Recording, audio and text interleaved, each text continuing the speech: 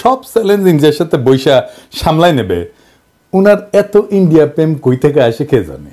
তৈরি সাহেবের হাত দেখেন দেখেছেন, আর জয়শঙ্করের হাত দেখেন, প্রভু আর ভৃত্যের হাত।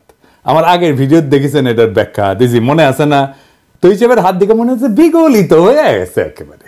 ফরেন সার্ভিস নিয়ে এপিসোড রেডি করতে এই ছবি আসলো, দেখে মেজাজ খারাপ হয়ে গেছে। আসেন মূল আলাপে, এইরকম বিগলিত ছবি কেন দেখতে হয় তার ব্যাখ্যা পাবেন। আমি ফরেন সার্ভিস বা বাংলাদেশের কূটনৈতিক সামর্থ্য নিয়ে বলছিলাম যে এই সার্ভিসের একটা সংস্কার দরকার, এই ফরেন সার্ভিস রিফর্ম দরকার। এই পর্যন্ত শুনে অনেকের মনে করতে পারেন এইটা তো আমার দরকার নাই। হ্যাঁ জি না ভাই, এটা আমাদের খুব দরকার। আপনি শান্তিমতো মর্যাদার সাথে প্রবাসে আয় উপার্জন করতে পারবেন কিনা থেকে শুরু করিয়া ইন্ডিয়া আমাদের দেশে আবার তালুকদারি করতে আসবে কিনা সবকিছু নির্ভর করে আমার ফরেন সার্ভিসের দক্ষতার উপরে। তাই এর সংস্কার আমাদের জন্য খুবই জরুরি। আমাদের দেশের প্রত্যেকটা খাত নিয়ে আমাদের জানা লাগবে। আপনার আমার টাকা কেন কোথায় খরচা হয়, কেমনে খরচা হইতেছে, কিভাবে খরচা হইতেছে সেটা জানার আপনার পূর্ণ অধিকার আছে। আপনার কাছে যারা ভোট সেবার আসবে তাদের থেকে বেশি জানা লাগবে আপনার, কারণ আপনি তাদের মালিক, ওরা আপনার চাকর। আপনি তাদের শেখাবেন দেশ কেমনে চালাইতে হয়, আপনার জানা লাগবে, কারণ দেশের মালিক আপনি। রাজনীতিবিদ আর আমলারা আপনার চাকরি করে, চাকরি। মালিকরাই তো চাকর বাকরদের বলবে কিভাবে কোন কাজটা করতে হবে, কেন করতে হবে, সেটা বলবে না মালিক? আসেন আমরা বুঝে দেখি ফরেন সার্ভিস বা আমাদের পররাষ্ট্র মন্ত্রণালয়ে কি কি সংস্কার দরকার, কেন সংস্কার দরকার। প্রথমে দরকার সাংবিধানিক সংস্কার। কেন জানেন? বাংলাদেশের সংবিধানের কূটনীতি আর আন্তর্জাতিক সম্পর্ক অংশে বলা আছে বিশ্বশান্তি প্রতিষ্ঠান নিরস্ত্রীকরণে ব্যাপক ভিত্তিক সমর্থন এবং আন্তর্জাতিক আইনের প্রতি শ্রদ্ধা ও সমর্থন। এটা কেন লেখা আছে জানেন? মানেটা কি? কেন এটা লেখা আছে? মানে কেন বিশ্বশান্তি প্রতিষ্ঠা নিরস্ত্রীকরণ বলা হয়েছিল?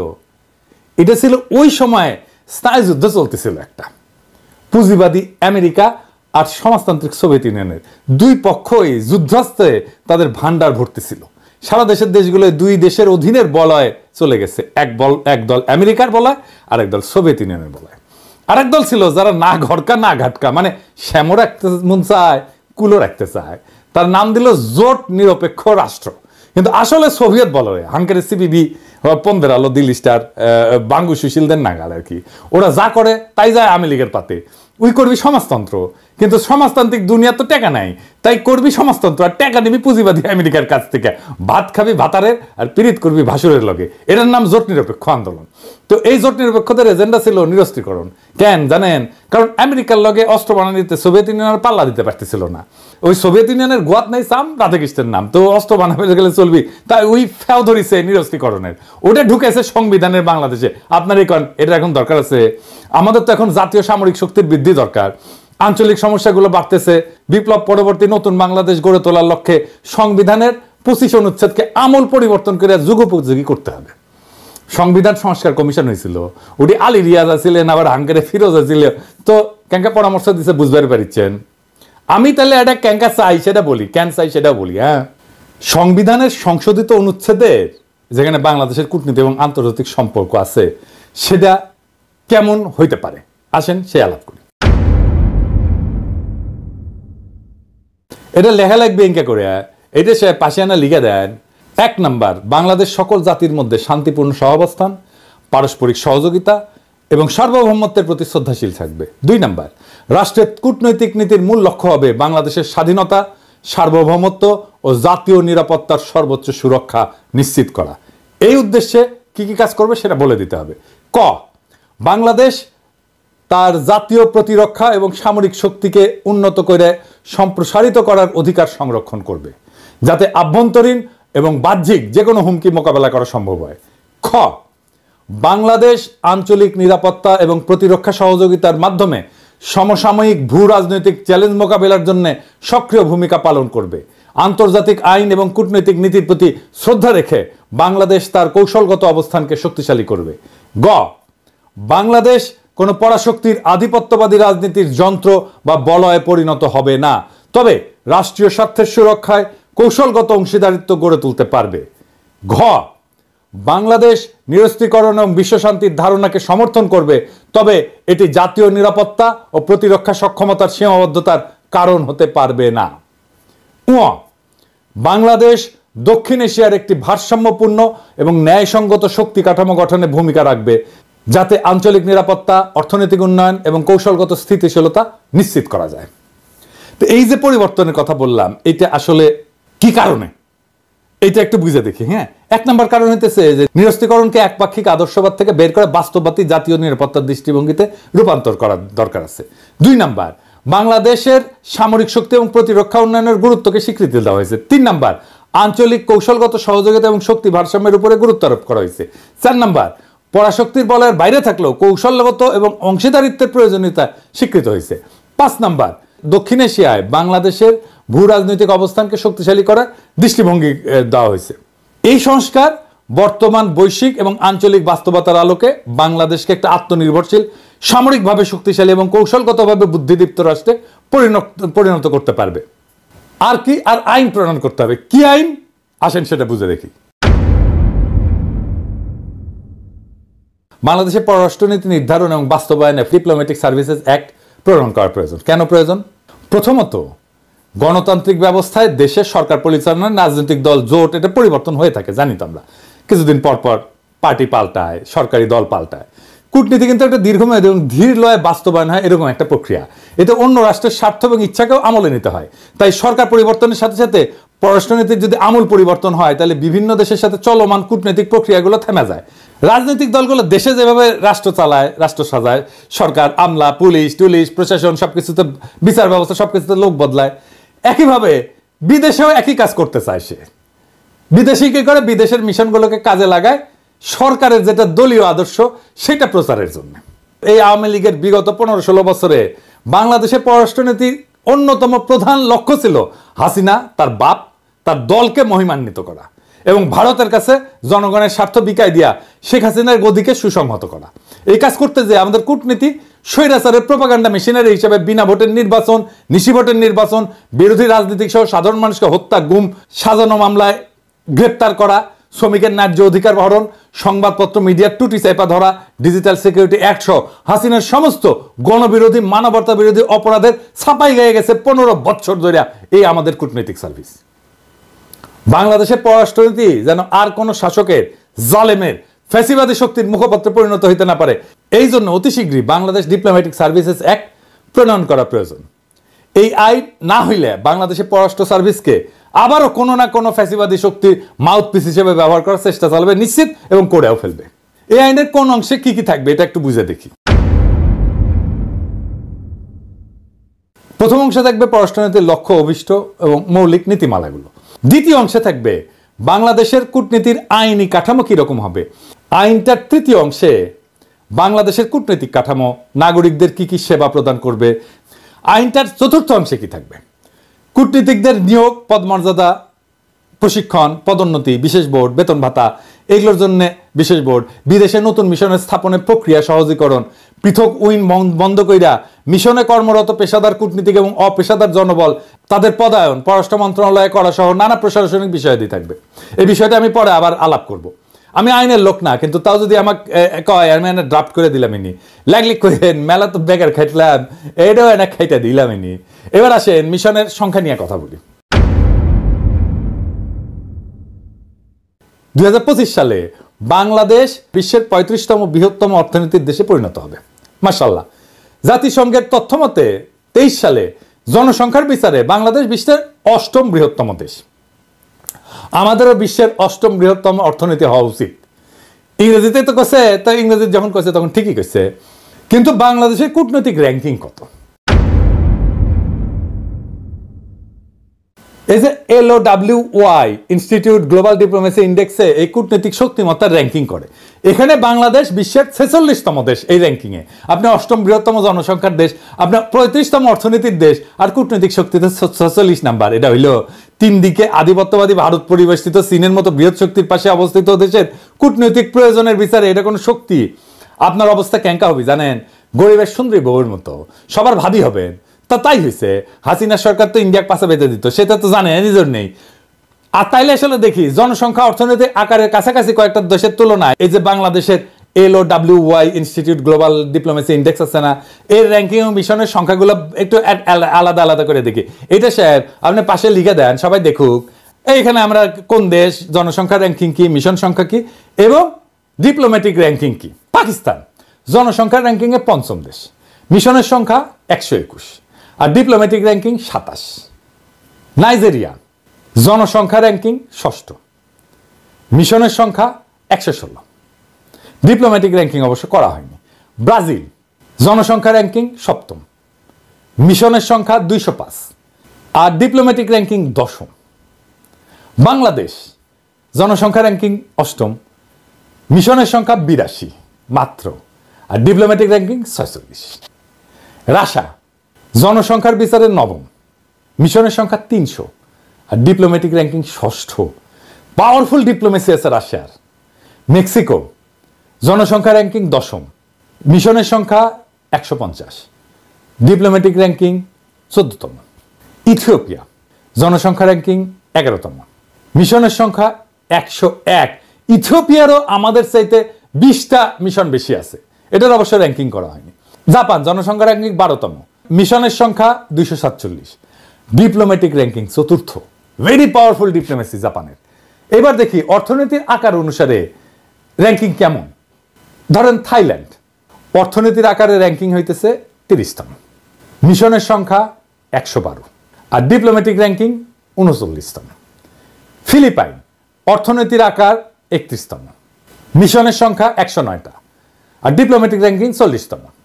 ভিয়েতনাম অর্থনীতির আকার 32তম, মিশনের সংখ্যা 102, আর ডিপ্লোম্যাটিক র্যাঙ্কিং 40তম। নরওয়ে অর্থনীতির আকার 33তম, মিশনের সংখ্যা 100, ডিপ্লোম্যাটিক র্যাঙ্কিং 42তম। মালয়েশিয়া অর্থনীতির আকার 34তম, মিশনের সংখ্যা 110, ডিপ্লোম্যাটিক র্যাঙ্কিং 35তম। আর বাংলাদেশ 35তম অর্থনীতি, মিশনের সংখ্যা 82, আর ডিপ্লোম্যাটিক র্যাঙ্কিং 46তম। ইরান অর্থনীতির আকার 36, আমাদের খুবই কাছাকাছি, মিশনের সংখ্যা 125, এটার অবশ্য র্যাঙ্কিং করা হয়নি ডিপ্লোম্যাটিক র্যাঙ্কিং। ডেনমার্ক অর্থনীতির আকার 37তম, মিশনের সংখ্যা 100, আর ডিপ্লোম্যাটিক র্যাঙ্কিং 43তম। এবার আসেন প্রতিবেশী দেশগুলোর সাথে আর একটু তুলনা করি, মানে জনসংখ্যার বিচারে অর্থনীতির আকার, জিডিপির আকারে অর্থনীতি, জিডিপির আন্তর্জাতিক বাণিজ্য নির্ভরতা 2021 সালের ডেটা অনুসারে, প্রবাসী নাগরিকের সংখ্যা, মিশন সংখ্যা।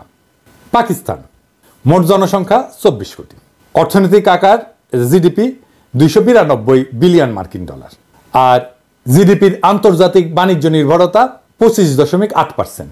প্রবাসী নাগরিকের সংখ্যা 76 লক্ষ, মিশন সংখ্যা 121, আমরা আগে দেখছি। ভারতের মোট জনসংখ্যা 140 কোটি প্রায়, অর্থনীতির আকার জিডিপি 2850 বিলিয়ন মার্কিন ডলার, জিডিপির আন্তর্জাতিক বাণিজ্য নির্ভরতা 37.9%। প্রবাসী নাগরিকের সংখ্যা 1,80,00,000, মিশন সংখ্যা 202। বাংলাদেশের মোট জনসংখ্যা আমরা জানি যে প্রায় 17 কোটি, আমাদের অর্থনীতির আকার 446 বিলিয়ন মার্কিন ডলার, জিডিপির আন্তর্জাতিক বাণিজ্য নির্ভরতা অনেক বেশি 35.3%। প্রবাসী নাগরিকের সংখ্যা 74 লক্ষ, মিশন সংখ্যা 82।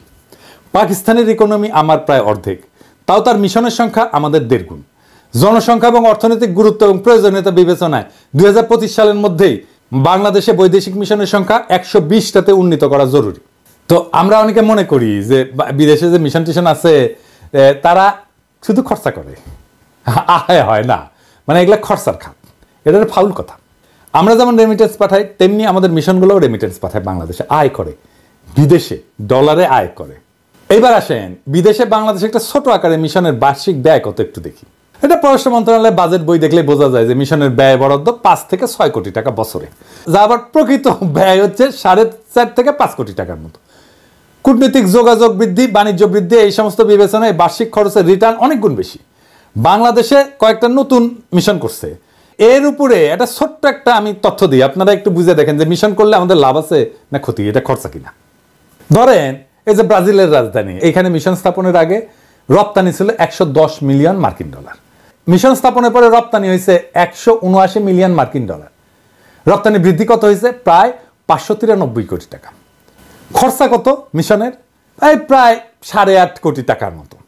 মিশন খোলার পরে চুক্তি হয়েছে কয়টা? 4টা চুক্তি হয়েছে। যা বাজেট খরচা যেটা, তার তুলনায় আয় বৃদ্ধি কত? 6,839%, 6,839%। আদিস আবাবা, এখানে মিশন স্থাপনের আগে রপ্তানি হয়তো 5.1 মিলিয়ন মার্কিন ডলার, স্থাপনের পরে হয়েছে 13 মিলিয়ন মার্কিন ডলার, রপ্তানি বৃদ্ধি হয়েছে কত? প্রায় 68 কোটি টাকা। আর বাজেট কত? প্রায় 6.5 কোটি টাকার মতো। মিশন খোলার পরে চুক্তি হয়েছে কয়টা? একটা চুক্তি হয়েছে। বাজেটের তুলনায় আয় বৃদ্ধি কত হয়েছে? 1030%। মেক্সিকো সিটি মিশন স্থাপনের আগে রপ্তানি ছিল 181 মিলিয়ন মার্কিন ডলার। রপ্তানি মিশন স্থাপনের পরে কত হয়েছে? 381 মিলিয়ন মার্কিন ডলার। বছরের রপ্তানি বৃদ্ধি হয়েছে কত? 1720 কোটি টাকা। মিশনের বাজেট কত? মাত্র 7 কোটি টাকা। মিশন খোলার পরে চুক্তি হয়েছে কয়টা? 2টা চুক্তি হয়েছে। বাজেটের তুলনায় আয় বৃদ্ধি কত হয়েছে? 24,500%। এই যা বুঝা, মিশন স্থাপনের আগে রপ্তানি ছিল 2 মিলিয়ন মার্কিন ডলারের মতো। মিশন স্থাপনের পরে রপ্তানি হয়েছে প্রায় 4 মিলিয়ন মার্কিন ডলার। বছরে রপ্তানি বৃদ্ধি হয়েছে 16 কোটি টাকা। বাজেট কত? 7 কোটির মতো। মিশন খোলার পরে চুক্তির সংখ্যা কি? 2টা। বাজেটের তুলনায় আয় বৃদ্ধি কত হয়েছে? 230%। তো মিশন খুললে টাকা টাকা, তো মিশন খুললেন না কেন? আপনার শক্তি বাড়বে, ব্যবসাও বাড়বে, আয় রোজগার বাড়বে, মাশাআল্লাহ। তা আপনি মিশন খুলেন না কেন? বুদ্ধি বেশি। কেন মিশন খুলেন না জানি তো, কারণ আপনার বুদ্ধি বেশি, আকেল কম, অথবা প্রশাসনের সাথে পারেন না, অথবা অর্থ মন্ত্রণালয়ের সাথে পারেন না, আপনার আর্গুমেন্টই তুলে ধরতে পারেন না। এবার আসেন আরেকটা বিষয় নিয়ে আলাপ করি। পররাষ্ট্র সার্ভিসের জন্য ফরেন সার্ভিস বোর্ড, এইটার একটা জরুরত আছে। এটা আবার কি? কূটনৈতিক সার্ভিস একটা বিশেষায়িত সার্ভিস, মানে যার কাজের লক্ষ্য, মূল্যায়নের পদ্ধতি, কাজের ধরন, সেবা গ্রহণকারীরা এরা ভিন্ন, মানে বাংলাদেশের মতো না আর কি, অন্যান্য মন্ত্রণালয়ের মতো না। এ কাজের জন্য উপযোগী পরিচালনা পদ্ধতি, তাই প্রথাগত যে আমলাতন্ত্র আমাদের ব্যুরোক্রেসি আছে, এটা থেকে ভিন্ন হইতে হবে। এই বিবেচনায় কূটনৈতিক সার্ভিসের নিয়োগের যোগ্যতার মাপকাঠি ভিন্ন হওয়া প্রয়োজন, এই প্রশিক্ষণ পদ্ধতি ভিন্ন হওয়া প্রয়োজন। বিশেষভাবে কূটনীতিকদের মূল্যায়নের একটা মাপকাঠি আছে, মানে কি ভালো কাজ করতেছে না খারাপ কাজ করতেছে। এইটা আবার করছে কি, এটা একটা সিস্টেম আছে, নাম হচ্ছে APA, অ্যানুয়াল পারফরমেন্স এগ্রিমেন্ট। এটা আবার ইন্ডিয়া করে দিছে, বুঝছাও। এটা দিয়ে আমাদের কূটনীতিকদের দক্ষতা মাপে। হ্যাঁ, এটা ইন্ডিয়া ব্যানে দিছিল। এটা কি, এটা বুঝে দেখি এই APA এটা কি আর এটা কেমনে কাজ করে। এটা হলো একটা প্রশাসনিক দলিল আর কি। এটা মূলত সরকারি সংস্থাগুলো মানে কাজ কি কি করছে এটা মূল্যায়নের জন্য ব্যবহার করা হয়। বাংলাদেশে এটা সরকারি প্রতিষ্ঠানের কার্যকারিতা মূল্যায়ন, জবাবদিহিতা বৃদ্ধি এবং দক্ষতা উন্নয়নের লক্ষ্যে প্রণয়ন করা হয়েছে বলে বলা হয়েছে। এটার মূল উদ্দেশ্য হচ্ছে কি পরিমাণে কাজ সে দিছে, ডেলিভার করছে, এটা মেজার করা, মানে এটা পরিমাপ করা। প্রত্যেকটা মন্ত্রণালয়, বিভাগ, সরকারি সংস্থার বার্ষিক একটা টার্গেট তৈরি করা এবং সেটা অর্জন করতে পারছে কিনা সেটা পর্যালোচনা করা। এটা দায়বদ্ধতা এবং স্বচ্ছতা এটা নিশ্চিত করা, কাজের প্রতি জবাবদিহিতা নিশ্চিত করা এবং স্ট্র্যাটেজিক পরিকল্পনা, কৌশলগত পরিকল্পনা, নীতিগত লক্ষ্য বাস্তবায়ন এবং সরকারি সেবা উন্নত করা, সরকারি খাতের ব্যয় ব্যবস্থাপনা, সম্পদের কার্যকর ব্যবহার নিশ্চিত করা। কিন্তু বাংলাদেশের কূটনীতিকদের মূল্যায়নে এই APA কেন ব্যবহার করা যাবে না, এটা একটু বুঝে দেখে। এটা খুব ইন্টারেস্টিং ব্যাপার, একাডেমিক, কিন্তু বুঝলে এটা সুবিধা আছে আমাদের সবারই। কূটনীতিকদের কাজের প্রকৃতি অত্যন্ত গতিশীল এবং জটিল। তাদের কার্যকারিতা শুধুমাত্র প্রশাসনিক চুক্তি দেওয়া মাপা কঠিন। কূটনীতির ক্ষেত্র হচ্ছে পরিস্থিতি ভিত্তিক এবং রাজনৈতিক। এটা শুধু সংখ্যাভিত্তিক মানদণ্ড দিয়ে বিচার করা যায় না। APA সংখ্যাভিত্তিক মানদণ্ড। কূটনীতিক কাজ দীর্ঘমেয়াদী প্রভাব ফেলে, যা বার্ষিক মূল্যায়নে ধরা যাবে না। মানে আপনার এটা ফল আসতে যদি 5 বছর সময় লাগে, তাহলে আপনি 1 বছরের মধ্যে কি দেখবেন? দেখতে পাবেন না তো কিছুই। দ্বিপাক্ষিক এবং বহুপাক্ষিক সম্পর্ক, বিদেশি লবিং, প্রভাবশালী রাষ্ট্রের সাথে নীতিগত বোঝাপড়া, এগুলো সরাসরি APA-তে দেখাই যায় না। এটাই আসলে কূটনৈতিক সার্ভিসের মূল কাজ। তাহলে আপনি APA দিয়ে করবেন কি এদের জন্য? এটা ছাড়াও সরকারের কিন্তু একটা ওভারঅল হাসিনার আমলে ভারতীয় পরামর্শ APA ছাড়াও NIS বলে একটা জিনিস তৈরি করছে। এটা একটা হাস্যকর পদ্ধতি। NIS দিয়া কোন মন্ত্রণালয় কত ভালো কাজ করতেছে, কত দক্ষ, সেটা বের করা হয়।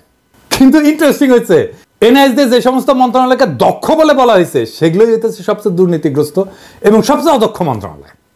আসেন এটা বুঝে দেখে এটা কিরকম।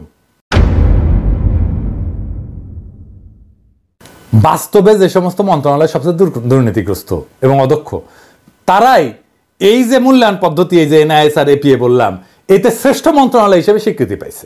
এটাতে কৃত্রিমভাবে সাজানো রিপোর্টের মাধ্যমে প্রশাসনকে দক্ষ এবং দুর্নীতিমুক্ত দেখানোর চেষ্টা করা হয়। বাস্তবে জনগণের সেবা নিশ্চিত করতে এই পদ্ধতিগুলা কোনো কার্যকর পরিবর্তন আনতে পারেনি। দুর্নীতির জন্য কুখ্যাত মন্ত্রণালয়গুলো বারবার শ্রেষ্ঠত্বের পুরস্কার পেয়েছে। আমি উদাহরণ দিই, সড়ক পরিবহন সেতু মন্ত্রণালয়, মানে যেটা ওই যে কাউয়া কাউয়া আসছে, কাউয়া এটা সাহেব, কাউয়ার সাউন্ড দেন অনেকদিন পরে, জোরে দেন, আরো জোরে হচ্ছে। হ্যাঁ, তো এইখানে তারা কিভাবে কাজ করছে, কি দুর্নীতি করছে আমরা তো জানি। আর কি গৃহায়ন এবং গণপূর্ত মন্ত্রণালয়, হ্যাঁ, সরকারি ভবন নির্মাণ উন্নয়নে, এটা সাধারণ ঘটনা তো দুর্নীতিতে। শিক্ষা মন্ত্রণালয়, যেখানে প্রস্থভাস, নিয়োগে দুর্নীতি এবং শিক্ষা খাতের মানের যে অবনতি ঘটছে সেটা তো এই শিক্ষা মন্ত্রণালয় দীপুমণি করছে, তাই না? সেটা নাকি বেস্ট পারফর্মিং মন্ত্রণালয়। তাহলে চিন্তা কর, স্বাস্থ্য মন্ত্রণালয় কি হয়েছে এটা তো আমরা জানি, এখনো স্বাস্থ্য মন্ত্রণালয় সেইটা জন্য ধুকতেছে। এই এটিআর এনআইএস এটা জনগণের সাথে প্রতারণা করে এক ধরনের ব্র্যান্ডিং টুল। এটা ব্যর্থ, অপ্রাসঙ্গিক। প্রকৃত জবাবদিহিতা, সুশাসন এবং দুর্নীতির বিরুদ্ধে কঠোর ব্যবস্থা নেওয়ার জন্য নতুন কার্যকর বাস্তবসম্মত মূল্যায়ন পদ্ধতি দরকার।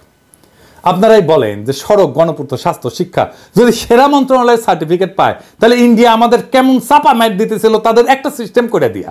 এনআইএস আর এপিএ কিন্তু ইন্ডিয়া করে দিছে, বুঝছেন? আমাদের ব্যুরোক্রেসিও তারা এইভাবে খোড়া করে দিছিল। কূটনীতিকদের পদোন্নতি এই সমস্ত মূল্যায়নের নিরীক্ষা হওয়া উচিত না। সবচেয়ে ভয়ানক যে জুলুম হাসিনা সরকার পররাষ্ট্র সার্ভিসের সাথে করছে তা হলো নিষেধাজ্ঞার ভোটের কারিগর অ্যাডমিন ক্যাডারদের অধীনে পররাষ্ট্র সার্ভিসের পদোন্নতির ব্যবস্থা করে দিছে। চিন্তা করেন, যেখানে পররাষ্ট্র সার্ভিসের পদ শূন্য থাকার পরও পদোন্নতি দেওয়া হয়নি, হাস্যকর সব অজুহাত দেখায়, সেখানে ভোট চুরির কারিগরেরা পদ শূন্য না থাকলেও পদের চেয়ে দ্বিগুণ, 3 গুণ সংখ্যায় পদোন্নতি পেয়েছে। এটা হাস্যকর অজুহাত বলি। অ্যাডমিন ক্যাডারের একই ব্যাচের অফিসারদের পদোন্নতি হয়নি বলে পররাষ্ট্র ক্যাডারের পদ শূন্য থাকলেও তাদেরকে পদোন্নতি দেওয়া হয়নি 2-3 বছর ধরে। আমি আগের এপিসোডে এই কথা বলছিলাম। কাজে পররাষ্ট্র সার্ভিসের পদোন্নতি ফরেন সার্ভিস বোর্ডের মাধ্যমে হইতে হবে। আর্মির পদোন্নতি যেভাবে হয় আর্মির বোর্ডের মাধ্যমে, তাদের বিশেষ ভাতাদি, সন্তানদের লেখাপড়ার খরচ, মেডিকেল, বিশেষায়িত দক্ষতা সম্পন্ন বাইরের কাউকে মিশন পররাষ্ট্র মন্ত্রণালয়ে সাময়িকভাবে যে প্রেষণ করা হবে সেই পদায়নের প্রক্রিয়া, রাষ্ট্রদূত, সিনিয়র পদগুলোতে পদায়নের ক্ষেত্রে এই বোর্ড সুপারিশ করবে। আর কিছু উইং আছে, এগুলো আসলে বন্ধ করে দেওয়া উচিত। বিদেশে মিশনগুলোতে বাণিজ্য, প্রবাসী কল্যাণ, স্বরাষ্ট্র, ইকোনমিক, এগুলো বিভিন্ন মন্ত্রণালয়ের জনবল কাজ করতেছে। সমস্যা সেটা না। কোনো মিশনে বিশেষায়িত লোকবল প্রয়োজন হইলে পররাষ্ট্র মন্ত্রণালয়ের চাহিদার ভিত্তিতে পররাষ্ট্র মন্ত্রণালয়ের মাধ্যমে প্রেষণে ডেপুটেশনের লোক পাঠানো যাইতেই পারে। সমস্যা অন্য জায়গায়। সমস্যা হলে এই উইংগুলো স্থাপন করা হয় বেশিরভাগ ক্ষেত্রে পররাষ্ট্র মন্ত্রণালয়ের কোনো অনুমতিই নেওয়া হয় না। মানে চিন্তা করে, যারা কাজ করতেছে, যাদের সাথে তাকে কাজ করবে, তাদের আসলে প্রয়োজন আছে কিনা সেটা জানার প্রয়োজন মনে করে না। মানে এখন লোক পাঠানো লাগবে এরা বিদেশের প্রশাসন ক্যাডার, এইরকম জাউরমি করে এরা। তো অনুমতি ছাড়া যেগুলো খোলা হয়েছে পররাষ্ট্র মন্ত্রণালয়, যেমন সুইজারল্যান্ডে লেবার উইং, কায়রোতে লেবার উইং, ইতালিতে ডিফেন্স উইং, অস্ট্রেলিয়াতে লেবার উইং, এগুলো খুলছে পররাষ্ট্র মন্ত্রণালয়ের সাথে কোনো আলোচনা ছাড়াই। পশ্চিমা দেশগুলোতে বাংলাদেশের অদক্ষ, সীমিত দক্ষতা সম্পন্ন লোকদেরকে মধ্যপ্রাচ্য বা মালয়েশিয়ার মতো চুক্তিভিত্তিক নিয়োগ দেওয়া সম্ভব না জানেও কেবলমাত্র বিশাল সাইজের অ্যাডমিন ক্যাডারের লোকদেরকে জায়গা দেওয়ার জন্য আর সচিব, মন্ত্রী, আমলাদেরকে প্রোটোকল দেওয়ার জন্য এই সমস্ত অপ্রয়োজনীয় উইং খোলা হয়েছে। মধ্যপ্রাচ্যে বাংলাদেশি কর্মী ভাইরা বেশি সংখ্যায় থাকলেও আরামায়েশের জন্য লেবার উইং, পাসপোর্ট উইং, এসব উইং খোলা হয়েছে ইউরোপ, আমেরিকা, অস্ট্রেলিয়া। কি মজা! এবার আসেন পাসপোর্ট উইং নিয়ে যখন আন্তর্জাতিক সিভিল এভিয়েশনের জন্য এমআরপি বাধ্যতামূলক করা হইল, তখন পররাষ্ট্র মন্ত্রণালয় চাইছে পাসপোর্ট অধিদপ্তর থেকে পাসপোর্টের কাজে দক্ষ, অভিজ্ঞ নন ক্যাডার জনবল। কিন্তু অ্যাডমিন ক্যাডার ওই দেশে তো মৌকা পাওয়া গেছে, নিজেদের বিদেশে পোস্টিংয়ের সুযোগ পাওয়া গেছে। পররাষ্ট্র মন্ত্রণালয়ের মতামতের বাইরে যায় বিভিন্ন দেশে পাসপোর্ট উইং খোলা হয়েছে, সেখানে প্রায় সব অফিসার অ্যাডমিন ক্যাডার নিয়োগ দিছে। কেন রে ভাই? অবিলম্বে এই সমস্ত উইং বন্ধ করে পররাষ্ট্র মন্ত্রণালয়ের মতামত অনুযায়ী মিশনের কাজের পরিধি এবং প্রয়োজনীয়তা অনুযায়ী পাসপোর্ট কাজে দক্ষ পাসপোর্ট অধিদপ্তরের লোকবল দিতে হবে। লেবার উইংগুলো বন্ধ করে যেখানে প্রয়োজন আছে সেখানে শুধুমাত্র পররাষ্ট্র মন্ত্রণালয়ের মতামত অনুযায়ী আন্তর্জাতিক শ্রম আইনের দক্ষ, সেবার মানসিকতা আছে এরকম অ্যাটাশে নিয়োগ দেওয়া যেতে পারে, খরচও কমবে। এবার আসেন উইঙ্গার সাংগঠনিক নিজেদের জন্য মজার কি ব্যবস্থা করে নিয়েছে প্রশাসন ক্যাডার। প্রত্যেকটা উইং এর জন্য আছে আলাদা গাড়ি, আলাদা ড্রাইভার, আলাদা ব্যক্তিগত কর্মকর্তা, আলাদা অফিস। এগুলা স্ব মন্ত্রণালয়ের আন্ডারে পৃথক বাজেট। এই জন্য মিশনের মধ্যে আর একটা আলাদা অফিস, অনেকগুলো মিশন। এই সমস্ত কর্মকর্তাদের এসিআর, কাউন্টার সাইন বা প্রতি স্বাক্ষর করে স্ব মন্ত্রণালয়ের সচিব। বাংলাদেশের সমগ্র বৈদেশিক সম্পর্ক দেখার দায়িত্ব যাদের, তাদেরকে বাইপাস কইরা ওই সমস্ত সচিব সরাসরি কাজ করে তাদের উইং এর সাথে। এটা কোনো কথা? কেমন করে কাজ করছে বাংলাদেশের পররাষ্ট্র দপ্তর এবং কেমন ভালসুন পররাষ্ট্রমন্ত্রী ছিল সবসময়। দেশের কূটনৈতিক প্রয়োজনে পররাষ্ট্র ক্যাডারের বাইরে বিশেষায়িত লোকজন প্রয়োজন। এই প্রয়োজন একটা মিশনের মধ্যে আরো কতকগুলো স্বতন্ত্র প্রশাসনিক সাংগঠনিক কাঠামো গঠন করে কেন করতে হবে রে ভাই? কেন প্রশাসন ক্যাডারের জুনিয়র কর্মকর্তারা বিদেশে গাড়ি বিলাস করবে? দেশে যেভাবে লয় লস্কর সহ আরামাইশে থাকে সেভাবে বিদেশেও বউ বাচ্চার প্রয়োজনে গাড়ির ব্যয় কেন দেশের গরিব মানুষ দেবে? আর মজা হইলো, দেশে যে বিশেষভাবে গাড়ির মালিক হয়ে যায় তার সেই গাড়ির জন্য আবার বিদেশে বসেও রক্ষণাবেক্ষণ বাবদ টাকা তোলে। চাও একদিকে দেশে গাড়ি উবারে দেয় অথবা আত্মীয় স্বজনের কাছে বর্গা দেয়, আবার বিদেশের সরকারি খরচে গাড়ি হাঁকায়, দেশের ভাড়াঘাটা গাড়ির ব্যয় বাবদ তোলে, আবার রাতের ভোটের কারিগরদের খুশি করার জন্য কি ব্যবস্থাই না করছে হাসিনা। আমাদের সুনির্দিষ্ট প্রস্তাব হইল বৈদেশিক সম্পর্কের পুরোটার দায় দায়িত্ব পররাষ্ট্র মন্ত্রণালয়কে দিতে হবে। এটা খুবই ন্যায্য চাওয়া। মিশন হবে একটা মাত্র প্রশাসনিক ইউনিট, সেখানে কূটনৈতিক ছাড়াও বিশেষায়িত দক্ষতা সম্পন্ন অ্যাটাশে থাকবে। অন্য সার্ভিস হলে প্রেশনের মাধ্যমে, ডেপুটেশনের মাধ্যমে পররাষ্ট্র মন্ত্রণালয়ে চাকরি স্থানান্তর কইরা, আর সার্ভিসের বাইরের লোক হইলা পররাষ্ট্র মন্ত্রণালয়ে প্রয়োজন সাপেক্ষে চুক্তিভিত্তিক নিয়োগ দেবে। কিন্তু বিশেষায়িত এই সমস্ত নিয়োগ পুরোটাই হবে অস্থায়ী ভিত্তিতে, প্রয়োজনীয়তা এবং দক্ষতার বিচারে। কোনো উইং থাকতে পারবে না। মিশন হবে একক ইউনিট। ফিল্ডে যেভাবে ক্যাডার দ্বন্দ্ব ক্যাজাল ইগল লড়াই লাগায়, সেইটা আবার মিশনে হইতে দেওয়া যাবে না। এমনিতে এই মিশনের লোক বল কম, তাও যদি এই সমস্ত ফালতু কাজে ব্যস্ত থাকে তাহলে কাজ কিভাবে হবে? তাই এই উইং প্রথা বন্ধ করে দিতে হবে মেহরবানি করে, আজই এখনই। মিশনে বিশেষায়িত দক্ষতার লোকজন অ্যাটাশে হিসাবে আসবেন, কিন্তু তা আসবেন পররাষ্ট্র মন্ত্রণালয়ের মাধ্যমে। তাদের জন্য মিশনের ভেতরে আরো কতগুলো মিশন খোলার দরকার নাই। আমি এটা নিয়ে আগের এপিসোডে বলছি, এতে সরকারের খরচা কমবে, আর যেই অফিসার যেই দপ্তরে কাজ করছে তারই তো আনবো উইংয়ে, তাই না? অ্যাটাশে করে প্রশাসন ক্যাডারের একজনকে পাসপোর্ট উইংয়ে দিলাম, যে কোনোদিন পাসপোর্ট নিয়ে কাজই করে নাই, ভবিষ্যতেও করবে না, তবে তারা 2 বছর ইউরোপে পাসপোর্টের দায়িত্ব দিয়ে রেখে তারপরে দেশে গিয়ে তুলা উন্নয়ন বোর্ডের পরিচালক বানিয়ে দিলাম। এটা কোনো কাজ হইল? প্রশাসন ক্যাডারকে বলবো আপনাদের লোকগুলোকে উইথড্র করেন, সসম্মানে ফেরত নিয়ে যান, গার পেলি কইরেন না, বুঝছাও? হ্যাঁ, আমরা গেলে এমবাসিতে যাই ঘাট ধাক্কা দিয়ে বের করে দিতে পারি, সেই সামর্থ্য আছে আমাদের।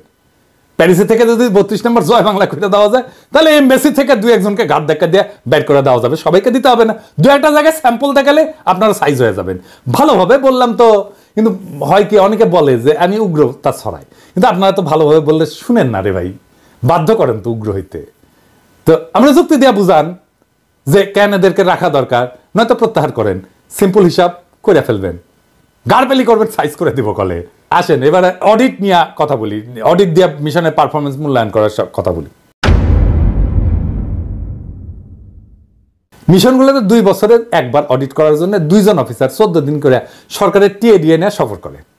অথচ মিশনগুলোর গড় ব্যয় হইতেছে বছরে 5 কোটি, যার 60% বেতন ভাতা, যার অডিট সফর করে করার কিছু নাই। বেতন ভাতা তো আগে থেকে ঠিক করা থাকে, তাই না? আর এটা তো বেতন ভাতা নিজে তোলে না, আপনারা পেটে দেন তার অ্যাকাউন্টে, তাই না?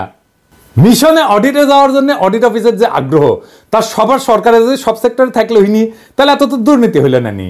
এটা হইতেছে ফরেন ট্রিপ, একটা 14 দিনের মুফতে একটা ফরেন ট্রিপ।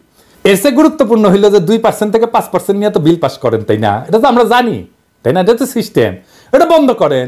দেশের মানুষের মাথার উপর থেকে এই টাকার ভারটা তো কমতো, তাই না? এই ঘুষ নীতি ব্যয়ের বোঝার ভারটা তো কমতো, কিন্তু করেন তো আপনারা। পার্সেন্ট নিয়ে তো বিল ঠিকই দেন, তো তখন অডিট করা লাগে না, ওইটা থামলাম। আপনাদের এই 5-6 কোটি টাকার ব্যয়ের অডিট নিয়ে, যার বেশিরভাগই হইতেছে বেতন ভাতা, সেটা নিয়ে আপনাদের কুরকুরানি দেখলে মেজাজ কলে খারাপ হয়ে যায়। মিশনগুলোতে অডিট আপত্তি হয়, এবং আর আপত্তি হয় কি জানেন? আপত্তি হয় কি, সেটা মজার একটা ব্যাপার, আর কত কমু আর কি। এটা হইতেছে দেশের যে প্রকিউরমেন্ট রুলস আছে, এটা আবার এদেশে এসে পালন করতে হয়, এই আইন আছে। এটা আইন না থাকলে আপত্তি দেয়। আমি তো ফ্রান্সে থাকি, ফ্রান্সে কোনো পণ্য সেবা এটা কেনার জন্য কোটেশন আনতে হলে টাকা দিতে হয়, আবার কোটেশন না থাকলে অডিটে আপত্তি করতে হয়। তো মাইশন কই যাবে? বাংলাদেশের মতো না চাইলে কোটেশন দিয়ে দিবে, তা তো না, টাকা দিবেন, কোটেশন দিবে, তো মিশন যাবে কই? ধরেন এক এক দেশের স্কুলের একটা মিনিমাম এজ এক এক রকম আছে না, কিন্তু দেশ থেকে নিয়ম করে দেওয়া হয়েছে যে 6 বছর না হইলে টিউশন ফি সরকারি খাত থেকে নেওয়া যাবে না। এখন ধরেন যেই দেশে 5 বছরে স্কুলে যাওয়া বাধ্যতামূলক, যেই দেশে, সেই দেশে কি করবে? কূটনীতিকের বাচ্চারা না পড়ায় বসে রাখবে ঘরে? অনেক উন্নত দেশেই সরকারের যে টাকা, সেই টাকা দিয়ে 2 বাচ্চা পড়ানো যায় না, বাধ্য হয়ে তার বাচ্চাকে ওই দেশের স্থানীয় ভাষায় স্কুলে পড়াইতে হয়। 2 বছরের জন্য একজন ধরেন ফ্রান্সে আসছে, তোর বাচ্চাকে ফ্রেঞ্চ স্কুলে পড়াবে, ও তো ল্যাঙ্গুয়েজ শিখতে 2 বছর লাগবে রে ভাই। তো কূটনীতিকদের সন্তানেরা যে ইংলিশ মিডিয়ামে পড়তে হয়, এটা তো বিলাসিতা না, এটা তো নেহায়েত প্রয়োজন। আপনি বাচ্চাদের কথা চিন্তা করবেন না, তো জীবন ধ্বংস হয়ে যাবে তোরে ভাই। 2 বছর পর ট্রান্সফার হয়, তো এখন ফ্রান্স থেকে স্পেনে গেল বা ফ্রান্স থেকে সৌদি আরব গেল, উঠি যে আবার আরবি শিখবি, আবার 2 বছর ওই ল্যাঙ্গুয়েজই শিখবি চিরজীবন। মানে আমি কই না যে আমাদের ব্যুরোক্রেটরা, আমলারা, এদের মাথাত কি আছে আমি জানি না, কিন্তু এদের হৃদয় নাই। হৃদয় দিয়ে প্রবলেম বুঝে না। আমি যে কথাগুলো কইলাম, এটা শুনছেন তো? এই কথাগুলোর মধ্যে কোনোটা অন্যায্য কথা আছে, বেইনসাফি কথা আছে? আর কি মিশনের পারফরমেন্স মূল্যায়নের সুনির্দিষ্ট মানদণ্ড করা জরুরি। এটা না হলে জাতিসংঘ মিশন, লন্ডন মিশন, ওয়াশিংটন সহ যে সমস্ত মিশন সবসময় লাইমলাইটে থাকে, শুধু সেইগুলোকে ভালো মিশন বিবেচনা করার প্রথা বন্ধ হবে না তো। আর এসব লাইমলাইটে থাকা মিশনগুলো যাওয়ার জন্য তদবিরও বন্ধ হবে না। আর একটা কি, বিভিন্নমুখী যে সহযোগিতার খাত, এটা প্রকৃত অর্থে সম্প্রসারণ করা প্রয়োজন। কূটনীতির মোদ্দা কথা হইল স্ট্র্যাটেজিক এনগেজমেন্ট। বাংলাদেশের পররাষ্ট্রনীতিকে ভারতমুখিতার বাইরে নিতে হইলে সবার আগে প্রয়োজন সব গুরুত্বপূর্ণ দেশের সাথে বহুমুখী এনগেজমেন্ট, বহুমুখী সম্পর্ক।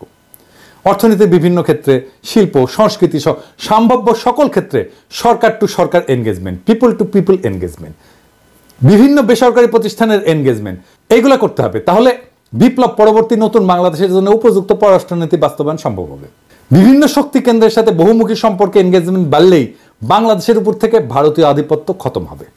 আর কোনোদিন হাসিনার মতো কোনো সরকার বাংলাদেশকে ভারতের গোলামে পরিণত করতে পারবে না। প্রধান উপদেষ্টা এবং পররাষ্ট্র উপদেষ্টা এগুলো অতি দ্রুত বুঝলে ভালো। তো আমরা তো অনেক কিছু বললাম, বিশ্লেষণ করলাম, সমস্যাগুলো দেখাইলাম, সমাধান দিকগুলো তুলে ধরলাম, কিন্তু কথা শুধু বোঝার মধ্যে থেমে থাকলে তো হবে না, কিছু বদলাবে না।